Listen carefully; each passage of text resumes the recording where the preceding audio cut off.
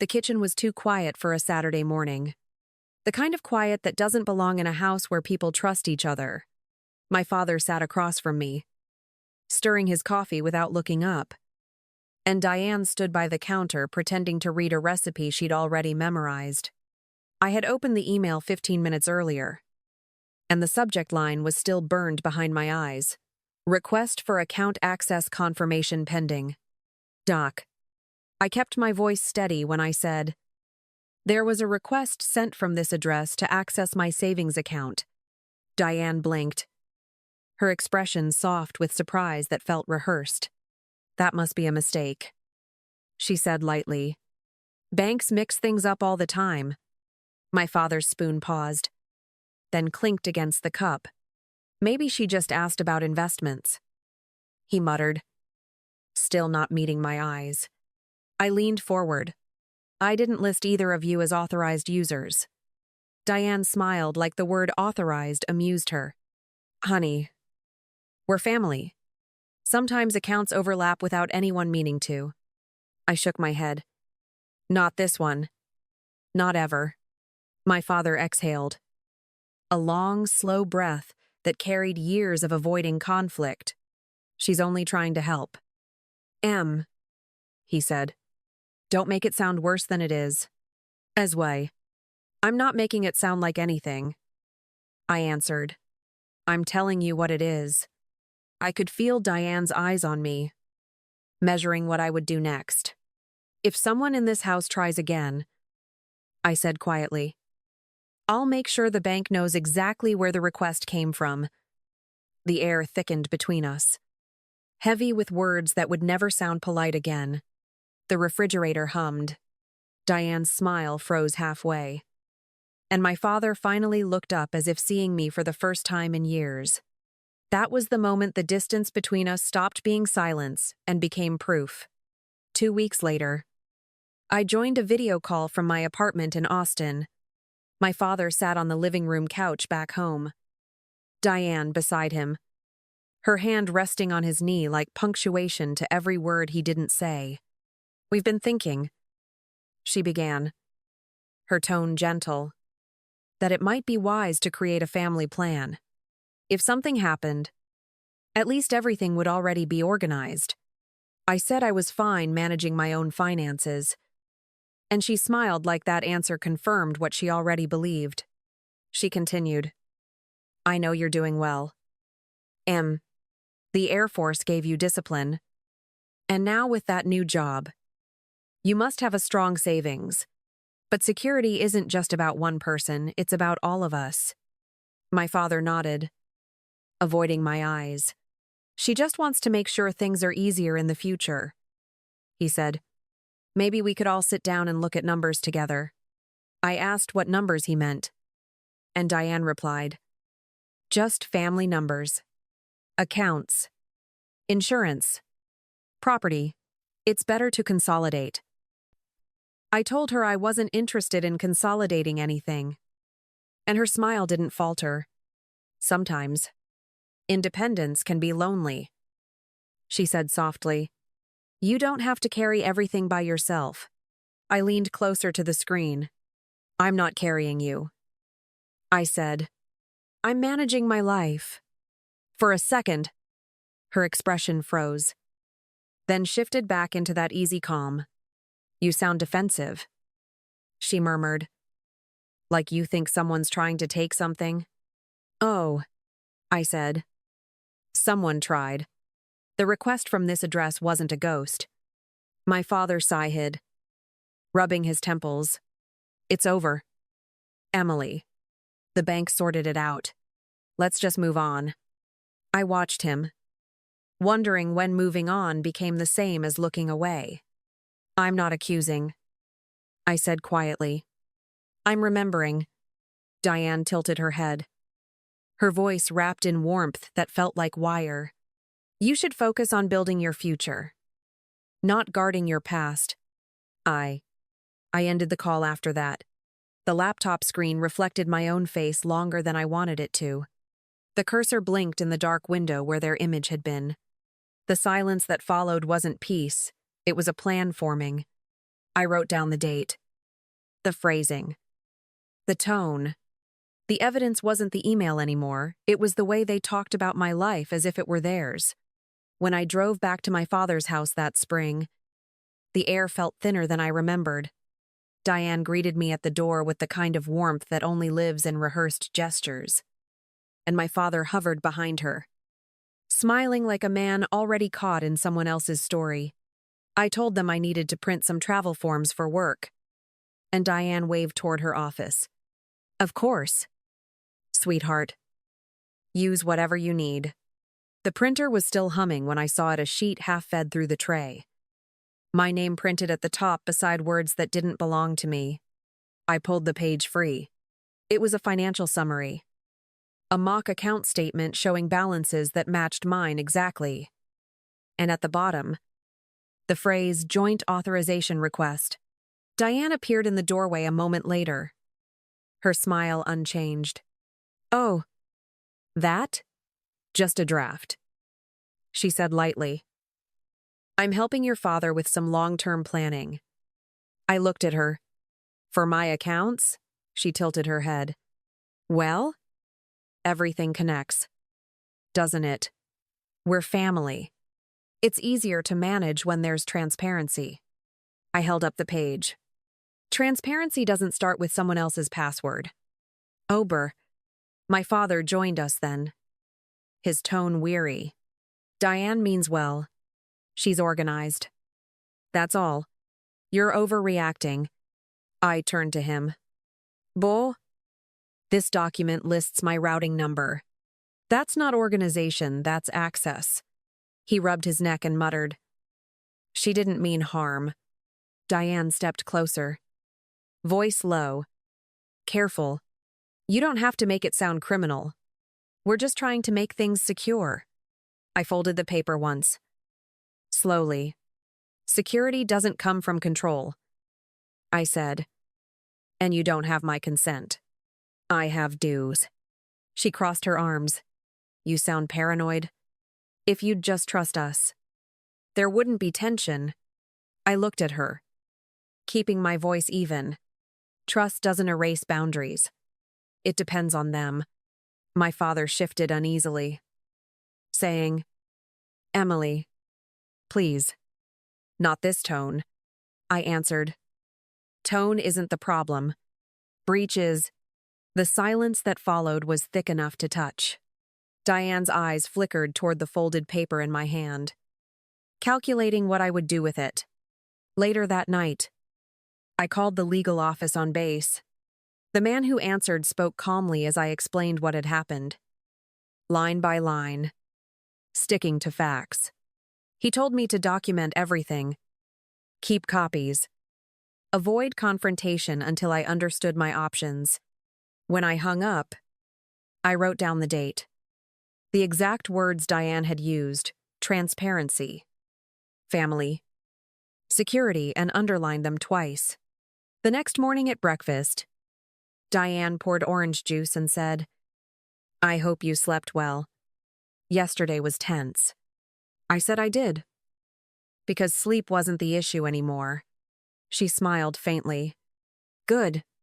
Then we can put it behind us. I met her eyes across the table.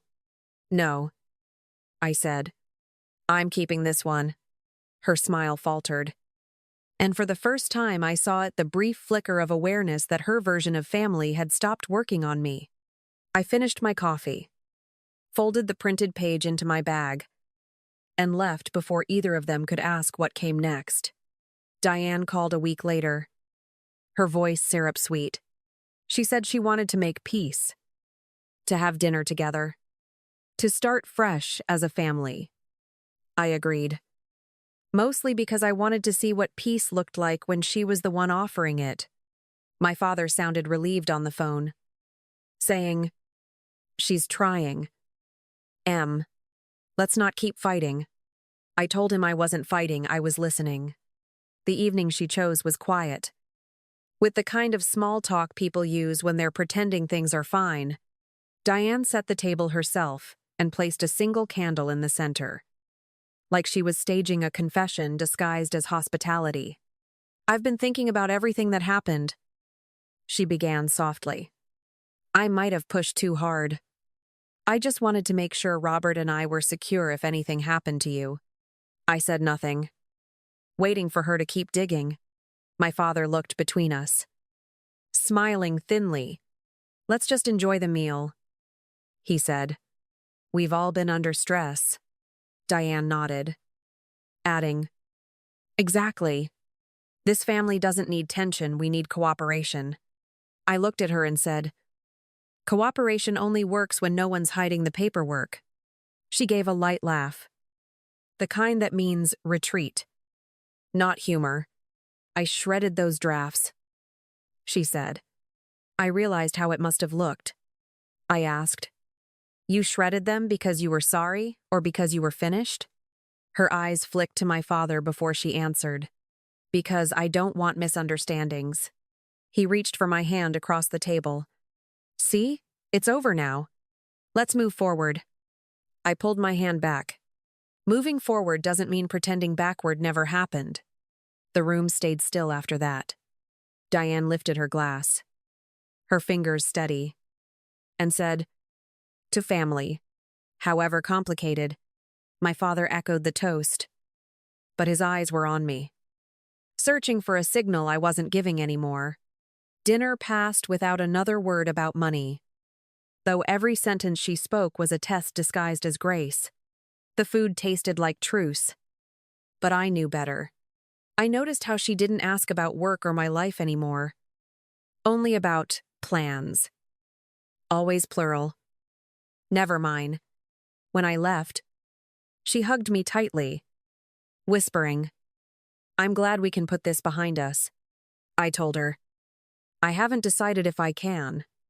She smiled. Brittle and perfect. Driving back to Austin. The road stretched out in silence. I kept hearing that last word family turning over in my mind until it lost shape. For a brief moment, I thought maybe she believed her own apology. But by the time the city lights appeared ahead, I understood the truth. She hadn't surrendered. She had regrouped. And I was no longer the one being studied, I was the one watching. The dinner took place 2 weeks later at my father's house in Dallas. The kind of evening that pretends to be ordinary. Diane had invited relatives, saying it was time to heal as a family. And I said yes because sometimes truth needs an audience. My Aunt Lillian arrived with her sharp eyes and steady tone. And I could feel Diane's confidence expand when the room filled with witnesses. My father looked nervous, fussing over the silverware as if symmetry could keep the peace. Diane began with a toast, her voice smooth as glass. We're so proud of Emily, she said. She's done so well with her career. Not every family has that kind of stability. Lillian raised an eyebrow, asking, What kind of stability do you mean? Diane laughed lightly. Financial stability. Of course. It's a blessing when the next generation succeeds, it helps everyone feel secure. My fork paused, and I saw my father smile weakly, already choosing silence over sense. I set my napkin down and said, That's an interesting way to describe someone's work. Secure for who? Diane blinked, her tone still pleasant. For all of us. Dear, when one of us does well, the whole family benefits. I nodded. And when one of us doesn't, the table went still. My father cleared his throat, saying, Let's not make this awkward. Diane smiled toward him. Robert's right. We don't need tension tonight. I reached into my bag and placed a sealed envelope beside my plate. Then we should keep it simple, I said. This is from my bank. Lillian leaned forward, her expression sharp. Diane's voice softened. Oh, Emily, please. We don't need drama, I said. It's not drama. It's documentation. My father looked at me with tired eyes. What is this about? I answered. About multiple attempts to access my accounts, all traced to this address. The air snapped quiet. Diane laughed. but it cracked at the edges. That sounds ridiculous. You think we'd do something like that? I said. I don't think. I confirmed. My father whispered. You called the bank. I nodded. And they called it attempted financial exploitation. Lillian exhaled slowly. My God. Robert. He rubbed his forehead, murmuring, there must be some mistake. Diane straightened. You're overreacting. People make inquiries. That's not a crime. Tells us. I looked at her. People don't make inquiries using information they shouldn't have. Her smile hardened. You can't prove intent, I said. I don't need to. I can prove pattern. Lillian's gaze flicked between us. This has gone far enough, she said quietly. But I kept my focus on Diane. I told you before, my finances are mine. You crossed that line again. Diane's voice dropped. You're humiliating us. I replied. I'm reminding you. To unbread it. My father stood, his voice shaking. Emily, we can fix this privately. I said. No. Dad. Privately is how it started. Diane pushed her chair back. You're doing this to punish me. I met her eyes. I'm doing this so it stops. The silence thickened until even the clock seemed hesitant to move. Lillian's voice broke it. Robert. You should listen to her. He looked down, shoulders sagging. I didn't mean for it to go this far. I have to text, I said. You meant to avoid choosing. Diane whispered. You think you're stronger than all of us, I said. No, just clearer. She pressed her palms flat on the table.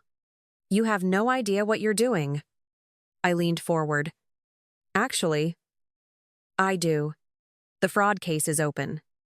But I'm giving you a chance to close it with me. My father swallowed hard. What do you want? I said. Acknowledgement. No more access. No more plans. No more pretending it's about family. End quote. Diane's eyes flashed. But her voice was calm again. And if we refuse, I said, then this leaves the house with me tonight. And the investigation continues. Lillian nodded once. Silent approval in the gesture. My father sank back into his chair. Emily, please. We can sign whatever you need. Diane turned to him, whispering sharply, You'd let her dictate our lives? He didn't answer. His silence said enough. I gathered the envelope back into my bag. Good, I said quietly. Then let's stop pretending any of this was confusion. Diane didn't reply. Her gaze followed the envelope like it was alive. The room exhaled all at once. Chairs scraping, plates untouched. When I walked to the door, my father called after me. You didn't have to do this here. I turned back just once. Yes, I did, I said, because truth doesn't survive behind closed doors. And, for the first time in years, the house stayed silent, not from avoidance, but from understanding that the performance was over. The meeting was held in a small law office in downtown Dallas, a place so neutral it felt like it belonged to no one.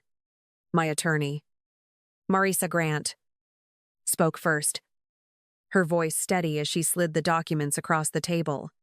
This agreement affirms that all financial accounts under Emily Carter's name remain solely her property, she said. Diane's smile was brittle when she asked, And what happens if we don't sign? Marissa answered.